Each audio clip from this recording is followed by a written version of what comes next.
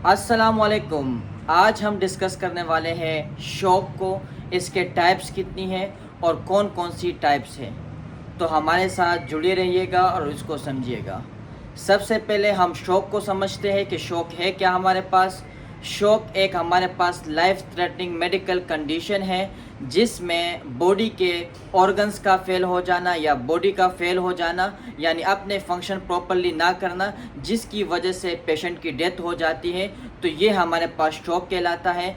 इसके हमारे पास basically 4 types हैं। फर्स्ट वन हमारे पास है हाइपोवोलेमिक शौक़। हाइपोवोलेमिक शौक़ आप नाम से याद कर सकते हैं कि वॉल्यूम का कम हो जाना। हाइपो मीन्स कम हो जाना, वॉल्यूम का, बॉडी में फ्लूइड का वॉल्यूम का कम हो जाना, उसकी वजह से जो शौक़ आता है उसको हाइपोवोलेमिक शौक़ कहा जाता है। अब हाइपोवोलेमिक शौक़ आपका ब्लड लॉस हो जाना, बर्निंग की वजह से, कोई एक्सीडेंट हो जाए, ट्रॉमा इंजरी हो जाए, जिसकी वजह से बॉडी फ्लूइड वेस्ट हो जाए, तो इस कंडीशन को कहा जाता है हाइपोवोलेमिक शौक़, जिसमें ब्लड भी आता है और बाकी फ्लूइड्स भी बॉडी के आते हैं। सेकंड वन हमारे पास है कार्डियोजेनिक शौक़। तो कार्डियोजेनिक शौक़ नाम से आप याद कर सकते हैं, cardiac means heart, it's means कि ये हार्ट रिलेटेड शौक़ है।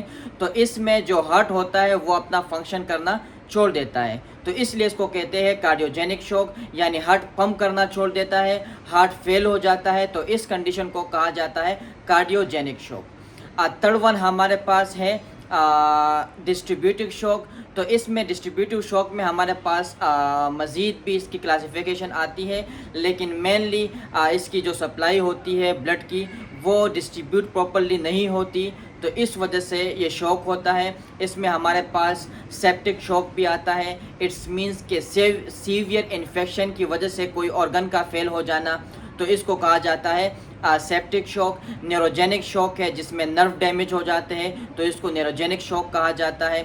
एनापाइलेटिक शौक़ है हमारे पास।